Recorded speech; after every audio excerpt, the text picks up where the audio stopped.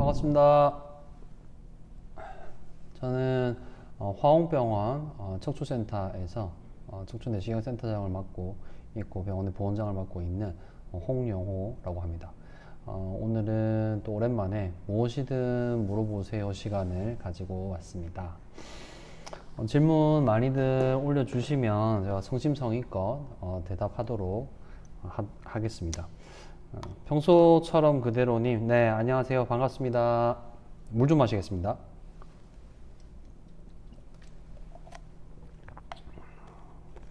네, 생각 많은 반님, 안녕하세요. 네, 반갑습니다. 1080님.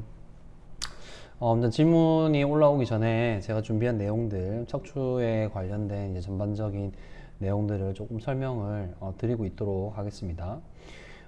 많이들 아시겠지만 이제 척추라고 하는 거는 이제 경추 그리고 흉추, 요추 이렇게 세 부위로 되어 있습니다.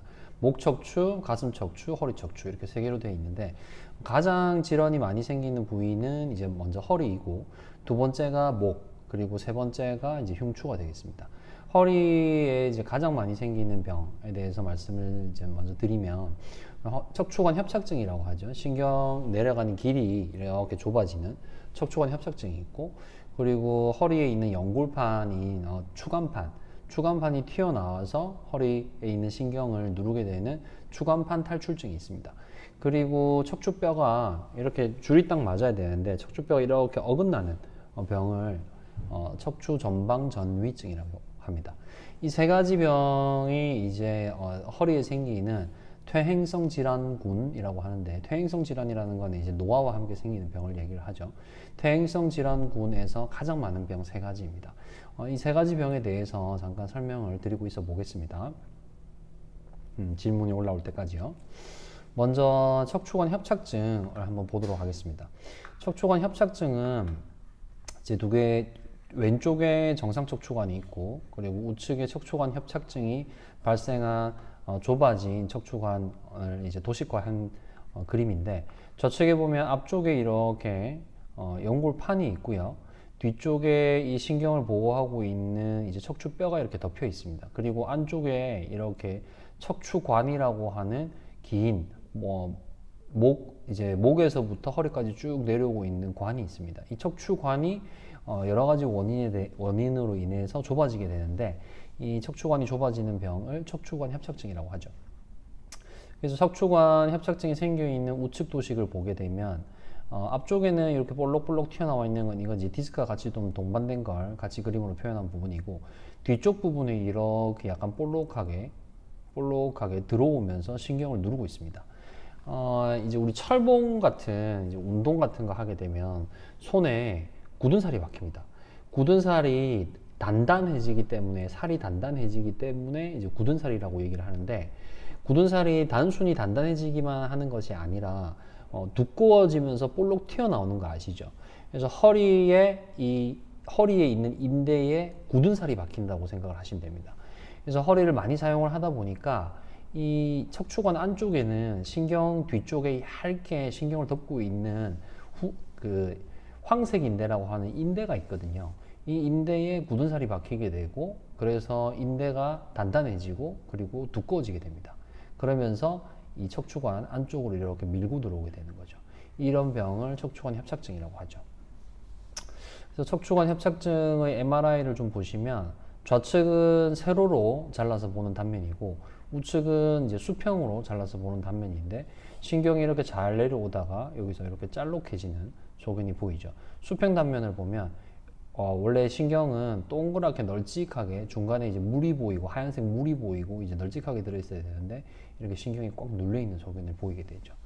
증상은 보통 이제 앉아서 쉬면 특별한 증상이 없는데, 이제 걷거나 이제 서 있거나 했을 때 양쪽 다리로 저리고 당기고, 그리고 심한 경우에는 이제 감각이 마비되면서 힘도 빠지는 그런 증상이 나타나게 되죠.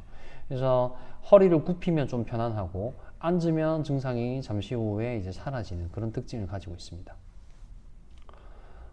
이게 이제 척추관 협착증이라는 병이고요. 질문이 조금 들어온 것 같아서 질문에 대해서 답변을 조금 해드리도록 하겠습니다. 표중성님이 숫자를 하나 빼먹으신 것 같거든요. 남성인데 허리가 아픈 날도 있고 괜찮은 날도 있어서 병원을 계속 미루고 있는데요. 이런 식으로 좋아졌다 나빠졌다 하는 허리 통증도 디스크나 협착증일 수 있나요? 언제쯤은 꼭 검사를 받아야 하는지 기준이 궁금합니다. 허리 디스크도 그렇고 척추관 협착증도 그렇고 가장 대표적인 증상은 동반되는 증상들 중에서 가장 대표적인 증상은 허리 통증입니다. 물론 허리 통증이 있다고 해서 무조건 허리 디스크가 있다, 협착증이 있다, 아니면 전방전이증이 있다 이렇게 말할 수 있는 건 아니지만 허리 통증이 지속적으로 반복이 되는 경우에는 정확한 진단을 한번 받아보는 게 좋겠죠. 그래서 지금 표중성님이 말씀하신 것처럼 지금 허리 통증이 반복이 되고 있거든요. 근데 보편적인 통증이라는 거, 그러니까는 꼭 허리가 아니라고 하더라도 우리가 살면서 몸의 여러 부위에 가끔씩 통증을 겪게 됩니다. 특별한 원인이 없이도 이제 아플 수 있는데 보편적으로 큰 문제가 되지 않는 통증의 양상은 10일에서 2주 정도를 넘기지 않고 조금 점점점 아파지다가 한 3, 4일, 4, 5일 정도 좀 아파지는 것 같다가 이후로 점차적으로 통증이 이렇게 감소하는 양상을 보여줍니다. 그래서 10일 내지 2주 정도 지나기 전에 보통 통증이 자연스럽게 사라지게 되죠. 그런 식의 양상을 띠는 통증들은 대부분 다 큰 문제가 없습니다. 꼭 허리가 아니더라도 다른 부위더라도 그런 식의 통증이 나타나는 경우에는 특별한 문제가 없다라고 생각하셔도 됩니다. 그런데 한번 생긴 허리 통증이 10일, 2주 이상 지속되고 그 다음에 점차적으로 완화되는 그런 양상을 보이는 것이 아니라 지속된다든지 안 그러면 점차적으로 악화되는 그런 양상의 허리 통증이 있는 경우에는 허리 디스크나 안 그러면 협착증을 강력하게 의심을 할 수 있습니다. 그리고 10일이나 2주 이상 지속되는 통증이 아니라고 하더라도 이게 점차적으로 빈도도, 그러니까 통증이 생기는 간격이 점차 짧아지고 통증이 자주자주 생긴다라고 했을 때도 디스크나 협착증, 전방전이증 이런 병들을 의심할 수 있으니 표중성님처럼 이제 증상이 계속 지속적으로 반복이 된다라고 하는 경우에는 병원에 가셔서 한번 정확한 진단을 받아보시는 게 도움이 될 것 같습니다. 다람늘보님께서 오래 서 있거나 조금만 걸어도 허리가 뻐근하고 다리가 저려서 자꾸 쉬게 됩니다. 쉬면 괜찮아지는데 다시 걸으면 또 아파요. 이런 증상은 디스크랑 협착증 중 어떤 쪽 가능성이 더 큰가요? 제가 방금 설명드렸죠. 다시 슬라이드를 띄워보면 협착증의 증상은 전형적인 협착증의 증상은 앉아 있으면 증상이 완화가 됩니다. 깨끗하게 사라지는 분도 있고 안 그러면 조금 남은 상태로 가라앉는 분도 있겠지만 근데 걸어가거나 서 있거나 했을 때 다리로 내려가는 저림 통증이 점차적으로 심해지게 됩니다. 이게 전형적인 협착증의 증상이고 다람늘보님은 지금 말씀하신 게 전형적인 협착증 증상이거든요. 물론 무조건 그런 증상이 있다라고 하면 무조건 협착증이라고 얘기하기는 힘들지만 어찌됐든 강력하게 척추관 협착증을 의심을 할 수 있다는 거죠. 디스크 같은 경우는 디스크 증상을 띄워보면 허리 디스크는 가만히 있어도 아픕니다. 신경이 이제 지속적으로 눌려있기 때문에 허리가 협착증 같은 경우는 앉으면 그러니까 허리를 약간 굽힌 자세를 만들면 신경이 덜 눌리게 되거든요. 그렇게 되면서 증상이 완화가 되는데 허리 디스크 같은 경우는 지속적으로 아픕니다. 그래서 앉거나 서거나 관계없이 증상이 지속되는 특징을 가지죠. 다람늘보님께서도 그런 증상이 반복되고 있다면 이제 척추관절병원 또는 종합병원에 있는 저는 이제 종합병원에서 근무를 하고 있죠. 종합병원에 있는 척추센터를 방문하셔서 검사를 한번 해보시는 게 도움이 될 것 같습니다. 시크릿 정호님이 출산 후부터 허리가 계속 약해진 느낌인데 이게 단순 체력 문제인지 척추질환의 시작인지 헷갈립니다. 출산 후 허리 통증은 어떻게 접근해야 하나요? 이제 임신은 이제 여성분들의 인생에 있어서 엄청나게 큰 이벤트입니다. 그래서 임신 후에, 출산 후에 이제 급격하게 이제 내가 나이를 먹은 것 같다. 그다음에 체력이 예전 같지 않다. 이런 얘기들 하시는 분들이 많죠.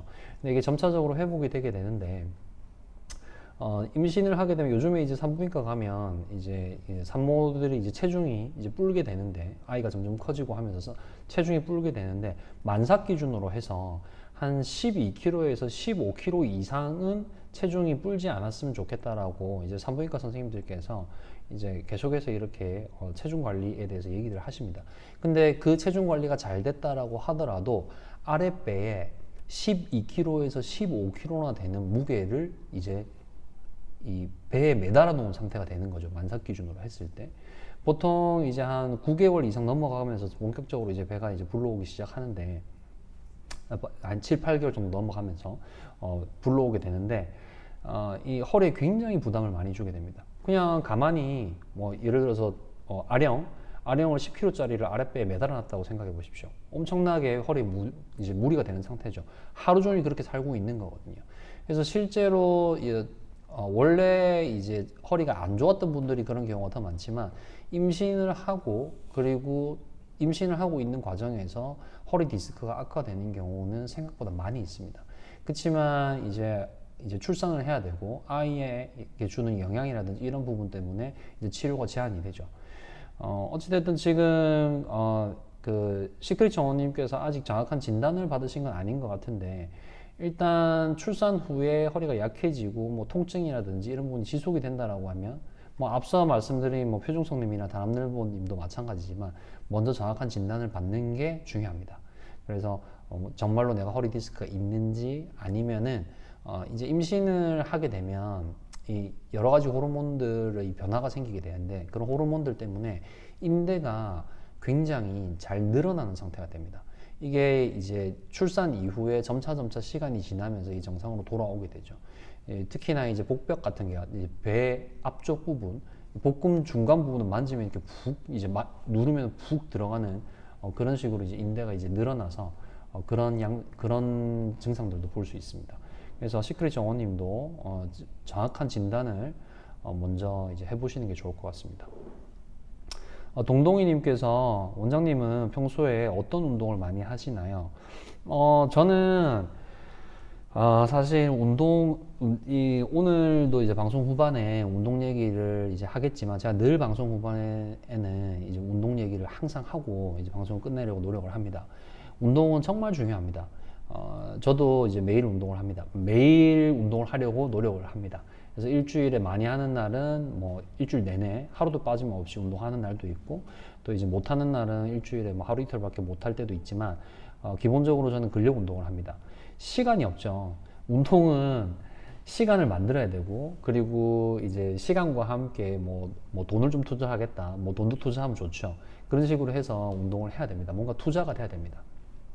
저도 시간이 없기 때문에 아무리 해도 이제 시간을 만들 수가 없어서 제가 결국 선택한 방법은 아침에 일찍 일어나는 겁니다.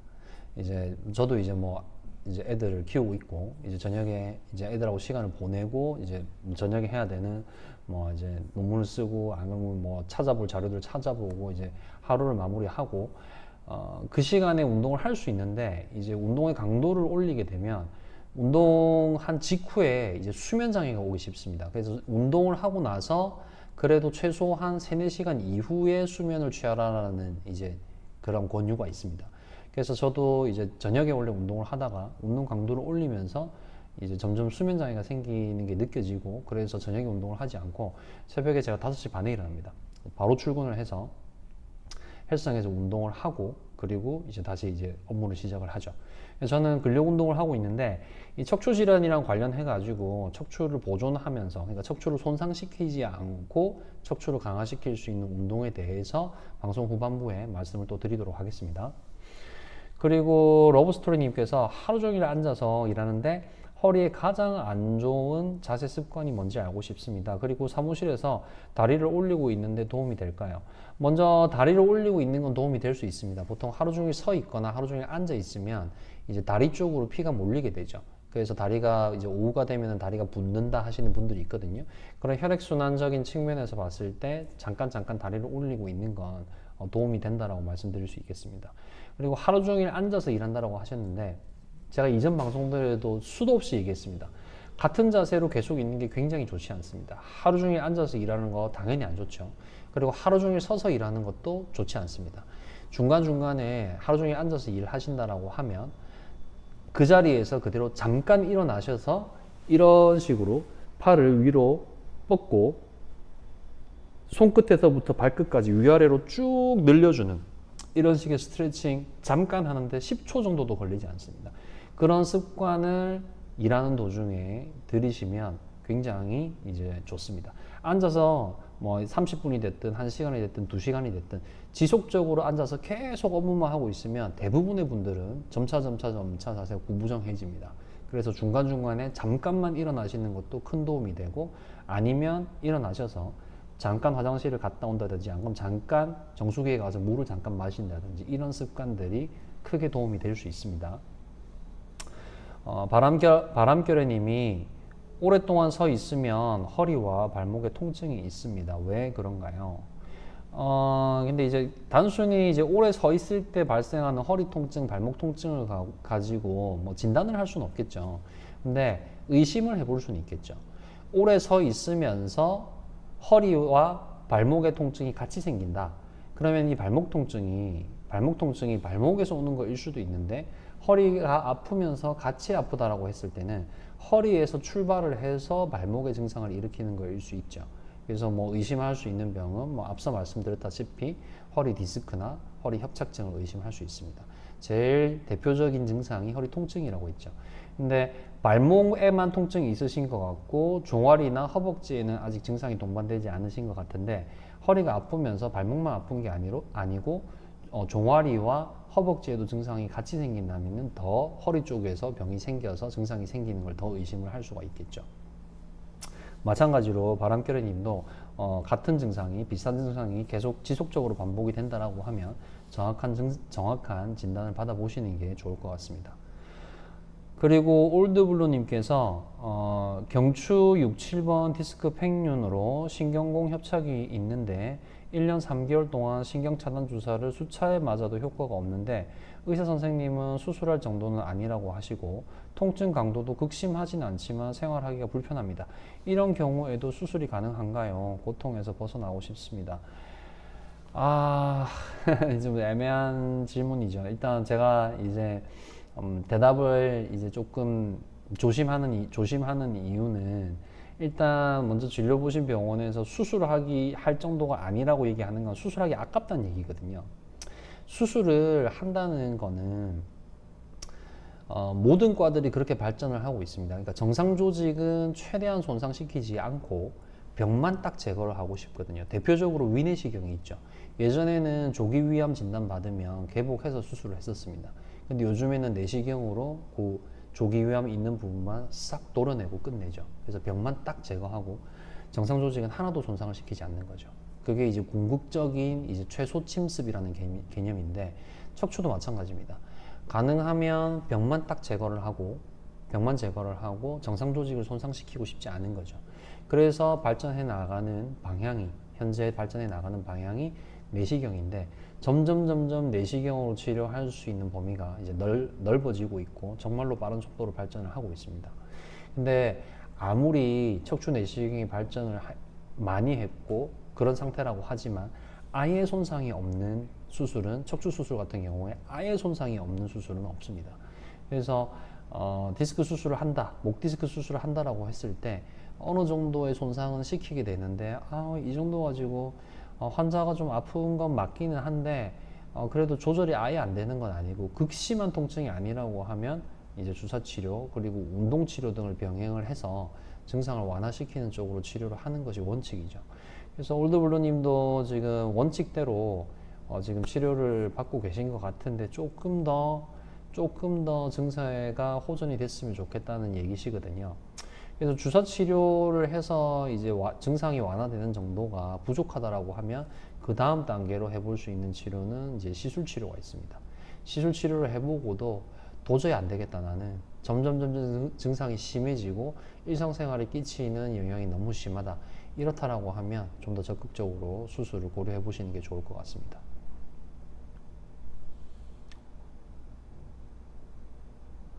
그리고 오영도님 반갑습니다.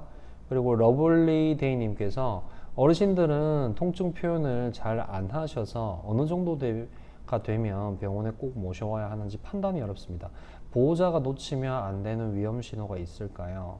그쵸. 이제 저도 부모님이 계시지만 예, 어르신들 같은 경우에 이제 뭐 자식분들한테 얘기를 하면 이제 걱정하는 것 때문에 아프신데도 얘기를 안 하고 뭐 전화도 안 하시고 그러는 경우 굉장히 많습니다.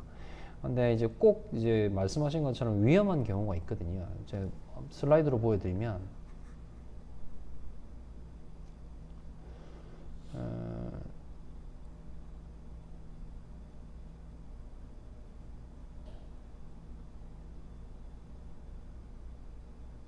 수술이 꼭 필요한 상황이 있습니다.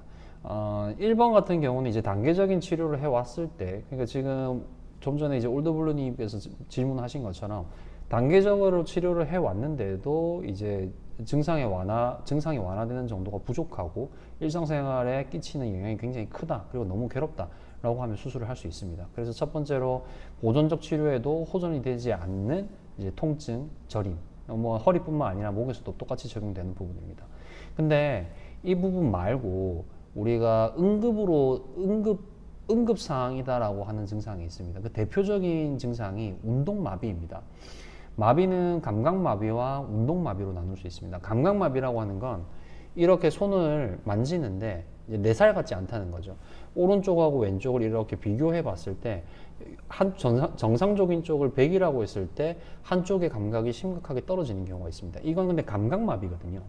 감각마비는 응급 상황에 해당하지는 않습니다. 근데 운동마비가 있습니다. 운동마비는 말 그대로 운동이 안 되는 거죠. 그러니까 힘을 못 주는 걸 얘기를 합니다. 손이라고 치면 이렇게 주먹을 쥐어야 되죠. 근데 주먹이 쥐어지지 않는 거죠. 근데 주먹이 쥐어지지 않는다라고, 목 디스크인 경우에 주먹이 쥐어지지 않는다라고 하고 오시는 분들 굉장히 많습니다. 근데 그와 함께 어깨가 팔이 이렇게 들어지지가 않아요 하면서 오시는 분들이 많거든요. 허리 같은 경우는 무릎에 힘이 빠졌어요. 걸을 때 무릎이 자꾸 꺾이려고 해요. 무릎이 잘 펴지지 않는다는 거죠. 무릎을 쫙 펴고 힘을 주고 있을 수 있어야 하는데 이 무릎을 펴는 힘이 약해지니까 무릎이 팍 접히면서 넘어지는 경우 생기고, 그리고 발목에도 마비가 잘 옵니다. 발목을 들어 올리는 힘 또는 미는 힘, 아래로 미는 힘, 이 힘이 떨어지게 됐는데 떨어지는 정도가 약한 경우에는 우리가 완전히 초응급 상황으로 간주하지는 않습니다. 근데 발목을 아예 들 수가 없어요. 오늘 아침부터 아니면 어제, 그제 가까운 시일 내부터 발목이 아예 들어지지가 않아요 하면서 병원에 오시거든요. 그리고 이와 함께 이제 나타나는 증상의 변화는 이렇게 마비가 오기 전에는 다리가 되게 많이 아팠는데 다리가 점차 안 아파지더니 발목에 힘이 안 들어가요. 통증은 사라졌어요. 이러고들 오십니다. 이건 무슨 뜻이냐면 신경이 살아있는 상태에서 심하게 눌려있을 때는 눌려있고 신경이 살아있기 때문에 통증이 굉장히 강한 통증이 느껴지게 됩니다. 근데 이 신경이 죽어가는 거죠. 신경이 점점 죽으면서 신경이 완전히 죽어버리면 통증 자체가 완전히 사라지는 경우가 있습니다. 그래서 통증도 사라지고 신경이 죽었기 때문에 운동을 하는 이 신호를 신경이 전달을 할 수가 없는 거죠. 그래서 운동마비가 생기게 됩니다. 이런 경우는 상당한 응급에 해당이 되고, 물론 신경이 죽었다라고 제가 표현했지만 완전히 다 죽지 않은 경우가 더 많습니다. 그렇기 때문에 이런 경우에는 빠르게 수술을 진행을 해야 되고, 수술을 하면 일부 신경이 죽어 있겠지만 눌려 있어서 기능을 못하는 부분들이 있거든요. 그래서 안 눌리게 만들어 줌으로써 아직까지 기능을 할 수 있는 신경을 살려내는 거죠. 그렇게 해서 이 마비를 어느 정도 돌아오게 할 수 있습니다. 근데 마비가 왔는데 이 마비가 6개월이 지났어요. 이러면서 오시는 분들이 있거든요. 뭐 특별하게 뭐 심각하게 생각하지 않았다라고 하면서 오시는데, 그런 경우에도 우리가 돌아올 가능성에 기대를 걸고 수술을 진행을 하게 되지만 대체적으로 그렇게 시간이 많이 지난 경우에는 이 마비가 돌아오지 않는 경우가 많습니다. 그래서 하지의 운동마비 또는 상지의 운동마비가 생겼을 경우에는 응급상황일 수 있기 때문에 빠르게 병원을 찾으셔서 방문하셔서 정확하게 진단을 받으셔야 됩니다. 그리고 이와 함께 또 응급상황에 해당하는 게 대소변 장애입니다. 소변을 멈출 수가 없어요. 그러니까 소변이 줄줄 새는 거죠. 또는 소변이 나오지 않아요. 방광에 소변이 찼는데 이 신경 신호의 전달에 문제가 생기면서 이 소변이 나가려고 하면 우리 스핑터라고 하는데 이 요도가 열려야 됩니다. 근데 이 요도가 열리고 그리고 요도가 막히고 이걸 조절하는 근육이 있는데 이 근육이 조절이 안 되는 거죠. 그래서 꽉 닫힌 상태로 있게 되면 방광은 점점 부풀어 오르고 있는데 소변은 나오지 않습니다. 이 소변장애에 해당이 되죠. 그리고 대변장애도 있습니다. 마찬가지로 극심한 변비, 뭐 2주 동안 변을 못 봤다. 안 그러면은 대변이 줄줄줄 샌다. 이런 종류의 대소변 장애가 생겼을 경우에도 응급 상황에 해당할 수 있습니다. 이런 경우에도 빠르게 병원을 방문하셔서 정확한 진단을 받으셔야 되겠습니다. 이런 경우가 이제 위험 신호라고 말씀드릴 수 있습니다. 러블리데이님. 언제나 그대로처럼님께서 보통 체중 감량으로도 많이 호전되는 경우가 있나요? 아니면 척추관 협착증 진단 받았으면 별로 도움이 안 되나요? 아니요, 체중은 중요한 부분입니다. 과체중인 부분, 과체중인 분들이 이제 뭐 허리에 아무래도 하중이 많이 걸리게 되죠. 척추 질환은 또 보시면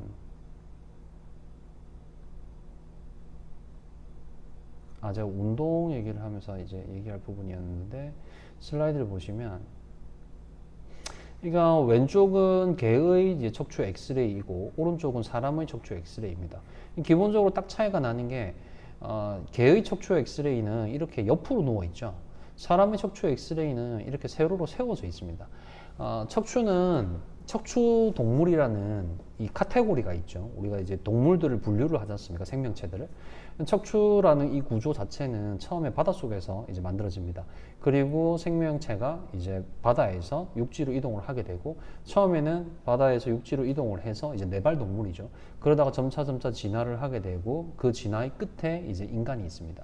그래서 잠자는 시간을 제외하고, 뭐 그냥 누워서 쉴 수 있겠지만 어쨌든 누워 있을 때를 제외하고 우리가 깨어 있을 때는 보통 앉아 있든지 서 있든지 두 자세로 이제 생활을 하게 됩니다. 그러니까 깨어 있는 동안에는 거의 하루 종일 척추가 세로로 세워져 있는 상태가 되죠. 이렇게 세로로 세워져 있는 상태가 되는 것이 이 척추 질환이 생기는 원인이거든요. 이렇게 옆으로 누워 있는 상태에서는 척추뼈와 척추뼈 사이에 들어있는 연골판이 수직 하중을 받지 않습니다. 이렇게 찌부러뜨리는 힘을 받지 않는다는 거죠. 근데 척추가 세워져 있는 상태가 되니까 뼈하고 뼈 사이에 들어있는 연골판이 계속 지속적으로 수직으로 눌리는 하중을 받게 됩니다. 근데 과체중이 되면 이 하중이 점점 커지게 되겠죠. 그래서 이제 뭐 허리 협착증이 있든 디스크가 있든 이런 분들이 체중을 이제 체중 조절에 이제 성공을 하는 경우에 증상이 꽤 호전되는 경우가 많이 있습니다. 그리고 허리 수술하신 분들, 근데 이제 뭐 100kg 넘고 120kg 넘고 이런 분들이 있거든요. 그런 분들한테도 제가 급격하게 빨리 체중을 줄이는 거는 건강에 해가 됩니다. 길게 계획을 잡으시고, 아무리 짧게 잡는다고 하더라도 3년, 5년의 계획을 세우고 점차 한 달에 1kg 내지 1.5kg, 그것보다도 못 줄여도 괜찮습니다. 식단 조절하시고 그리고 운동하시고 해서 아주 천천히 긴 세월에 걸쳐서 체중을 줄여 나가시면 요요 현상도 없고, 그리고 내과적으로 문제가 생기지 않고, 그리고 척추 건강도 좋아질 수 있다고 제가 반드시 환자분들한테 얘기를 하고 있습니다. 체중 감량은 과체중인 경우에는 좀 도움이 되는 부분이 되겠습니다. 정상 체중인 부분이 허리에 디스크가 있고 협착증이 있고 이렇다고 해서 체중을 꼭 감량하실 필요는 없겠죠. 네, 오영도님, 네, 뭐 기분 좋다고 하시니까 저도 좋습니다. 그리고 오너님께서 원장님 안녕하세요. 무릎을 꿇고 있다가 하중이 가해지는 순간 하고 통증이 왔는데요. 무릎을 꿇고 있다가 오늘 병원에 가니 부어 있다고 하시고 약 5일 먹어보고 MRI 찍자 하시네요. 연골, 인대 등이 찢어졌을 수도 있다고. 이건 치료가 어떻게 되나요? 오너님 말씀하시는 증상이 무릎인가요? 대답 좀 해주시면 제가 다시 설명해 드리도록 하겠습니다. 무릎을 꿇고 있다가 하중이 가해지는 순간 하고 무릎 통증이 오신 건지, 안 그러면 하고 허리 통증이 오신 건지, 그거 대답 좀 해 주십시오. 잠시 후에 또 그 부분에 대해서 말씀을 드리도록 하겠습니다. 일단 지금까지 올라왔던 질문들 쭉 제가 대답을 해 드렸고요. 또 계속해서 질문 올려주시면 또 대답을 해드리도록 하겠습니다. 앞서 협착증에 대해서 좀 설명을 드렸고요. 이제 허리 디스크 좀 설명을 하도록 해보겠습니다. 보시면 이제 허리 디스크의 이제 MRI 조견입니다. 보시면 이게 이제 요추 5번 뼈인데요. 4번 뼈와 5번 뼈에서 디스크가 파열이 되면서 이렇게 아주 큰 사이즈로 디스크가 연골판이 터져서 뒤쪽으로 이렇게 흘러내렸습니다. 수평 단면을 보시면 좌측으로 치우쳐서 이렇게 튀어나와 있죠. 여기 이쪽이 이 수평 단면의 MRI를 이렇게 반으로 딱 쪼갰을 때 이쪽이 오른쪽이고 이쪽이 왼쪽이거든요. 오른쪽에 보면 이렇게 이 까만 점, 이 부분이 신경가지입니다.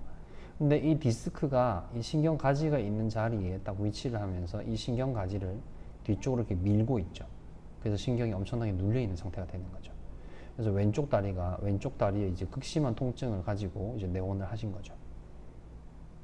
그래서 앞서 말씀드린 것처럼 이제 터집듯이 아프다, 쑤시다, 차갑다, 저리다, 찌릿거린다, 먹먹하다 이런 증상을 동반하는 병이고요. 보통은 이제 가능하면 수술 치료를 하지 않으려고 우리가 노력을 합니다. 수술을 안 할 수 있다라고 하면 수술을 안 하고 낫는 게 제일 좋겠죠. 네, 당연한 얘기입니다.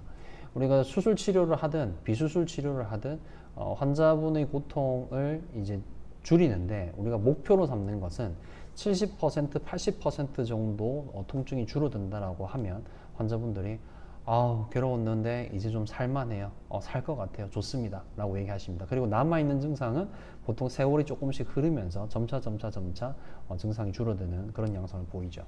그래서 수술 치료를 제외한 치료들을 먼저 합니다. 그래서 약물 치료, 물리 치료, 도수 치료, 그리고 주사 치료, 그리고 시술 치료 이런 치료들을 하는데 그런 치료들을 보면 이게 이제 주사 치료죠. 신경 주사라고 들어보신 적이 있으실 겁니다. 그래서 신경에 이제 약물을 넣어주는 치료이고, 이 신경 주사 치료로 효과가 약간은 있는데 좀 만족스럽지 못하다라고 할 때는 이 신경 주사 치료를 발전시켜 놓은 치료인 시술 치료를 하게 됩니다. 시술 치료는 크게 두 가지 정도가 있습니다. 이제 경막의 감압술이라고 하는 치료가 있고, 그리고 풍선 확장술이 있죠. 두 치료 다 이제 굉장히 이제 효과를 많이 볼 수 있는 치료이고, 주사 치료로 좀 미흡한데 수술하기에는 좀 아까운데 아직까지는 수술 안 했으면 좋겠어, 수술 안 하고 나을 수 있겠어, 이런 경우에 이제 시술 치료를 하게 되겠죠. 보시는 것처럼 이 도식을 보시면 이 척추의 끝부분, 아까 요추, 경추, 흉추, 요추로 되어 있다라고 했는데 아래쪽에 천추라는 척추뼈가 하나 더 있습니다. 제일 크죠. 이제 허리를 떠받치고 있는 척추인데 이 부분은 이제 골반을 이루고 있습니다. 이 천추의 제일 끝에 보면 구멍이 있어요. 그래서 이 구멍을 통해서 가느다란 관을 허리 안으로 집어넣습니다. 그래서 이렇게 엑스레이 사진을 시술을 하면서 실시간으로 보면서 이 도관이 원하는 위치로 잘 올라오고 있는지를 확인을 하는 거죠. 이 도관은 제가 시술을 할 때 잡고 있는 핸들이라는 부분이 있는데, 핸들이라는 부분에 이렇게 돌릴 수 있는 부분이 있습니다. 이걸 돌리게 되면 도관의 끝이 이렇게 휘어집니다. 그래서 이걸 이용을 해서 원하는 위치에 도관을 정확하게 갖다 놓을 수 있죠. 그렇게 해서 이제 약물을 집어넣어 주고, 그리고 신경염증, 신경부종을 가라앉혀서 증세를 호전시키는 치료가 되겠습니다. 이렇게 해도 이렇게까지 치료를 했는데도 증상이 지속이 된다, 또는 점차적으로 증상이 악화가 되고 일상생활에 너무 영향이 있고 잠도 잘 못 자고 너무 극심한 통증이 있고, 이런 경우에는 수술적 치료를 하게 되겠죠. 보시면 요거는 이제 디스크, 이제 양방향 내시경으로 추간판 탈출증, 그러니까 허리 디스크 파열된 덩어리를 이제 제거를 하는 장면이 되겠습니다.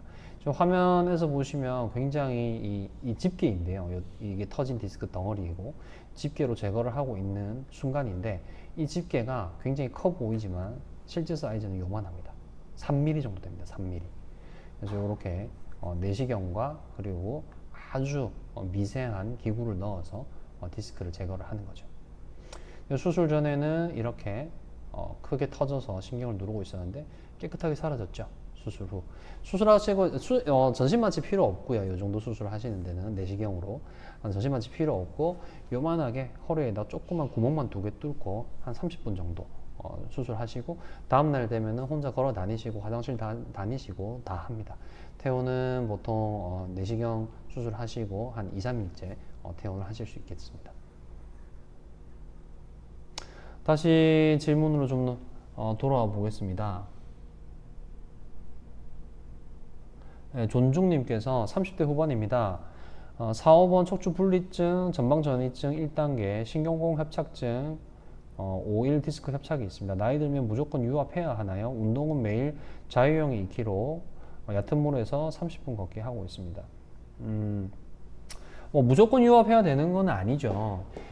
수술을 해야 되는, 안 그래도 지금 방금 척추 전방전이증 잠깐 나왔는데요. 다른 이제 그 시청자분들 계시니까 전방전이증 잠깐 설명드리겠습니다. 보시면 이분 같은 경우는 3번 요추와 4번 요추가 이렇게 어긋나 있습니다. 척추, 요 네모난 부분을 척추뼈에서 몸통이라고 부릅니다. 이 몸통의 뒷부분에 이 뒷부분이 이렇게 딱딱딱 줄이 맞아야 되는데 3번하고 4번이 이렇게 계단이 지는 거죠. 앞쪽에서도 어긋나 있는 게 보이실 겁니다. 이건 똑바로 선 거고 이건 굽힌 건데 굽히니까 더 많이 빠지죠. 이렇게 뼈가 이렇게 어긋나는 병을 척추 전방 전이증이라고 합니다. 근데 척추 전방 전이증이 생기는 원인은 이제 몇 가지가 있는데요. 그 중에서 한 가지가 지금 존중님께서 얘기하신 척추 분리증이 되겠습니다. 척추 분리증은 이 네모난 부분이 척추뼈에서 몸통이라고 했고요. 뒤쪽에 여기를 척추경이라고 하고 여기 요렇게 뼈가 내려오고 뒤쪽에 요렇게 뼈가 튀어나오고 또 뼈가 요렇게 올라가고 하는데 이 밑으로 내려오는 요 부분이 요 기저부에서 이렇게 딱 끊어져 있습니다. 그걸 이제 척추 분리증이라고 합니다. 척추 분리증은 이제 뼈가 끊어져 있다고 제가 말씀드렸는데 이 골절이 아니거든요. 태어나면서부터 척추 분리증을 가지고 있는 분들이 많이 있고요. 그리고 지속적으로 허리에 엄청난 하중을 이제 가하는 그런 종류의 운동을 한다든지 안 그러면 그런 직업을 가지고 계신 분들도 척추 분리증이 생길 수 있습니다. 그리고 척추 분리증이 생기고 순차적으로 이제 척추 전방 전이증이 생길 수 있죠. 근데 전방 전이증이 있다라고 해서 무조건 수술을 하는 건 아닙니다. 존중님이 이제 1단계라고 했죠. 단계라는 건 뭘 얘기를 하냐면 지금 3번 뼈와 4번 뼈가 어긋나 있습니다. 어긋나 있는 두 개의 뼈 중에서 아래쪽 뼈를 이렇게 윗부분을 4등분을 합니다. 반으로 쪼개고 또 반으로 쪼개고 반으로 쪼개서 앞에서 뒤까지의 길이를 4등분을 하고 제일 뒤쪽 요 한 칸 안에 있으면 1단계, 그 다음 칸에 있으면 2단계, 3단계, 4단계 요렇게 이제 분류를 하거든요. 그래서 일단 대부분의 분들은 1단계에서 사실 수술을 받습니다. 근데 1단계 이게 병이 이 뼈가 어긋난 정도도 중요하지만 실질적으로 이제 큰 외상이 있거나 그런 경우가 아니면은 3, 4단계인 경우는 거의 없습니다. 대부분의 환자분들은 1단계 내지 2단계에서 병원을 찾게 되고 1, 2단계에서 이미 수술을 받게 됩니다. 왜냐하면 다리 증상이 극심해지기 때문에 그 정도에서도 척추관 협착증이 굉장히 심하게 동반이 되고 그래서 신경이 많이 눌려 있고 다리 증상이 심하고 이런 부분들 때문에 수술을 받는 분들이 많습니다. 근데 전방 전이증이 있어도 근력을 충분히 강화를 해주면 이 진행하는 속도를 늦출 수 있고요. 그리고 전방 전이증이 있지만 신경 자체는 별로 많이 눌려 있지 않은 경우도 많이 있습니다. 근데 지금 존중님께서는 신경공 협착이 같이 있다고 했거든요. 이거는 뼈가 앞으로 이 뼈가 요렇게 어긋나면서 이 뼈하고 뼈 사이 간격도 같이 줄어들면서 앞으로 이렇게 어긋나게 되는 거죠. 이렇게 되면은 척추의 양쪽 바깥으로 다음번에는 모형을 하나 가지고 오는 게 좋겠습니다. 그렇게 준비하겠습니다. 바깥쪽으로 신경이 빠져나가는 구멍을 신경공이라고 하는데 그 신경공의 위쪽 반은 위에 뼈, 아래쪽 반은 아랫뼈인데 이 뼈하고 뼈 사이 간격이 좁아지게 되면서 이 신경공이 이렇게 찌부러지게 됩니다. 그렇게 되면 이제 신경공 협착이 오고 신경가지가 눌리게 되죠. 그렇게 해서도 증상이 많이 생기시거든요. 근데 병이 있다고 해도 증상이 심하지 않고 일상생활에 무리가 없고 이런 경우에는 당연히 비수술 치료를 하고 현재 있는 증상을 좀 완화시키는 쪽으로 치료를 하게 됩니다. 존중님은 지금 현재 그런 상태이신 것 같고요. 그리고 나이도 너무 젊죠. 30대 후반이시거든요. 우리가 유압술은 최대한 안 하려고 노력을 많이 하는 부분이 뭐냐면 유합술은 나사로 고정하는 걸 말합니다. 나사로 고정을 하게 되면 이 고정하는 수술은 수술의 목적 자체가 고정이거든요. 그래서 두 개의 뼈를 고정을 하게 되고 고정을 하게 되면 이 고정된 마디는 굽혔다 폈다를 할 수가 없는 상태가 됩니다. 그러면은 굽혔다 폈다를 할 수가 없는 상태가 됐기 때문에 이 고정된 마디의 위의 마디와 아래 마디가 더 일을 많이 해야 되는 상태가 되는 거죠. 그래서 세월이 흐르면서 그 위아래 마디에 또 병이 생기게 됩니다. 이거를 인접 분절 퇴행이라고 합니다. 인접 마디 퇴행이죠. 그래서 유압술 같은 경우는 꼭 해야 되는 경우니까 하지만 안 할 수 있다라면 우리가 피하려고 굉장히 노력을 많이 합니다. 아마도 존중님께서는 아직은 그런 상태이신 것 같고, 운동 자유형 하시는 거 2kg 하시는 거 좋습니다. 근데 말리고 싶은 부분은 평형하고 그리고 접영은 절대 안 하셨으면 좋겠습니다. 이 두 가지 운동은 허리를 과도하게 펴는 동작이 힘을 주면서 펴는 동작이 있기 때문에 특히나 전방전이증이 있다라고 하면 병을 더 악화시킬 수 있으니까 자유형하고 배형 정도 하시는 건 좋지만 평형하고 그리고 접영은 안 하시는 걸 추천합니다. 그리고 뭐 얕은 물에서 30분 걷기 좋죠. 네, 좋습니다. 좀 잠시 후에 이제 시간이 다 돼가기 때문에 잠시 후에 제가 척추 보존 운동 설명드릴 거거든요. 존중님께서는 그 부분 참조하셔서 운동에 좀 반영하시면 더 도움이 되실 것 같습니다. 오늘은 어디님께서 척추 1번 수술 후에 왼쪽 고환의 통증이 옵니다. 척추 1번이면 요추부에 천추 1번인가요? 척추 1번인가요? 천추 1번이 아니고 아마 천추 1번이 아니고 척추 1번이라고 쓰신 게 아닐까 싶은데 네, 감사합니다, 존중님. 근데 이제 뭐 이게 천추 1번이 됐든 안 그러면 척추 1번이 됐든지 간에 오늘은 어디님께서 왼쪽 고환에 통증이 옵니다. 이 말씀만 주셨는데 이게 이제 뭐 어떤 대답을 요 문장 하나에 어떤 대답을 드리긴 조금 힘들 것 같습니다. 상태라든지 그런 부분에 대해서 척추 보존 운동 쪽으로 이제 넘어가 보도록 하겠습니다. 자, 이게 뭐 제가 이제 질문이 없을 때를 대비해서 이런 내시경 수술 이런 것들 준비도 이제 해오는데 요거는 이제 지금 존중님께서 말씀하신 그 척추 유압술이 되겠습니다. 이 척추 유압술도 내시경으로 양방향 내시경으로 하는 거죠. 그래서 양방향 내시경으로 수술한 거고 나사가 4개가 들어가야 되기 때문에 1.5cm 정도 되는 구멍이 4개가 필요합니다. 그 구멍 4개를 뚫고 그 구멍을 통해서 내시경을 넣어서 안에 연골판 제거하고 받침목 넣고 신경 넓히고 이 작업을 다 하고 그리고 마지막에 그 구멍에다가 나사를 넣어서 뼈를 고정을 하는 거죠. 그래서 점점점 이게 이제 유압술 하고 나서 양방향 내시경으로 척추 유압술 하고 나서 이제 상처죠. 이렇게 구멍 4개를 뚫고 수술을 하게 됩니다. 네, 오늘 어디님께서 다시 문장을 올려주셨습니다. 천추 1번 신경과 왼쪽 고환 통증과 연관이 있나요? 수술 후 통증이 생겼어요. 디스크 감압술 했습니다.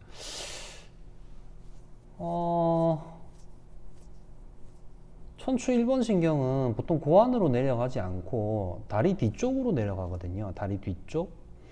다리 뒤쪽은 아마 수술하기 전에도 다리 뒤쪽으로 통증이 있지 않으셨을까 싶고 이제 고환 통증 같은 경우는 훨씬 더 아래쪽 신경에 손상이 있는 경우에 생길 수 있는데 수술하고 연관성이 있는 건지 제가 지금 오늘은 어디님의 말씀만 듣고 판단을 하기는 좀 힘들 것 같습니다. 죄송합니다. 네, 오너님께서 무릎이라고 하셨네요. 무릎 통증이죠. 저는 척추 전문입니다. 무릎을 여러분들보다는 많이 알긴 하지만 그 진료받은 선생님 말씀을 잘 따르시면 될 것 같습니다. 뭐 인대에 손상이 있을 수 있죠. 그리고 뭐 5일 정도 약 드셔보시고 괜찮으면 괜찮을 거고요. 증상이 지속되면 아마 MRI 찍어보자고 하신 것 같습니다. 연골이나 인대 등이 찢어졌을 수 있죠. 뭐 TV에서도 많이 나오지만 무릎에 뭐 십자인대 그리고 연골판 손상 이런 건 정말 많습니다. 외상으로도 많이 생기고 요즘에 달리기들도 많이 하시고 그다음에 축구 동호회 하시는 분들 많으시죠. 특히 축구하다가 십자인대 파열 굉장히 많습니다. 뭐 그 정도로 이제 무리를 하신 건 아닌 것 같지만 어쨌든 찢어지면 수술해야 되는 경우가 있습니다. 근데 찢어져도 수술 안 하는 경우도 많습니다. 무릎, 연골. 네. 자, 운동 얘기하고 마무리하도록 하겠습니다. 척추 보존 운동입니다. 제가 앞서 이제 요거 설명을 드렸죠. 하중이 걸리니까 병이 생긴다라고 말씀을 드렸습니다. 그러면 하중이 걸리니까 병이 생기는데 하중을 더 많이 걸면서 하는 운동을 하면은 척추 건강에 더 안 좋을 수 있다라는 개념인 거죠. 그래서 대표적인 코어 운동 스쿼트가 있고요. 그리고 좌측은 데드리프트, 우측이 스쿼트입니다. 근데 이제 뭐 남성분들도 그렇고 여성분들도 그렇고 웨이트 트레이닝을 하면서 이렇게 하중을 들면서 운동을 하죠. 근력을 더 강화하기 위해서. 근데 스쿼트하고 데드리프트는 하중을 이렇게 들게 되면 이 무게를 고스란히 허리 관절에다가 걸어놓고 더 눌러놓고 운동을 하는 상태가 됩니다. 그리고 운동을 하다가 마지막 세트에 가서 지치게 됐을 때 허리를 꼿꼿하게 펴고 있어야 되는데 허리가 좀 구부정해지게 되고 이런 식으로 구부정해진 상태에서 하중이 걸려 있으면 척추 건강에 더 악영향을 줄 수 있죠. 그래서 저는 환자분들한테 스쿼트와 데드리프트는 가급적 하지 마십시오 라고 얘기합니다. 그렇지만 스쿼트와 데드리프트로 이 두 가지 운동을 할 때 강화하려는 근육, 허리 아랫부분과 그리고 엉덩이 근육과 대퇴 근육이 되는데 이 근육들을 강화를 해야 됩니다. 이 운동을 하지 말라는 거지 그 근육들을 약해지도록 그대로 두라는 얘기가 아닙니다. 그래서 이 두 가지 운동을 대체하는 운동을 해야 되는데 대표적으로 예전부터 힙업 운동이라고 여성분들이 좋아하는 브릿지 운동이 있습니다. 브릿지 운동도 허리, 엉덩이 그리고 대퇴 뒷근육 운동입니다. 운동의 강도를 좀 올리겠다라고 하면 이런 식으로 이제 웨이티드 브릿지 또는 바벨 브릿지라고 하는데 무게를 얹고 운동의 강도를 올릴 수 있습니다. 근데 이 바벨을 얹는다고 하더라도 이 바벨의 무게가 연골판을 수직으로 누르는 방향으로 걸리는 게 아니거든요. 그래서 브릿지 운동을 해도 무게를 얹고 해도 스쿼트 데드리프트와 비교했을 때 허리에 훨씬 부담이 적다는 얘기가 되는 거죠. 그리고 레그 킥백이라는 운동이 있습니다. 엎드려서 다리를 들어 올리는 거죠.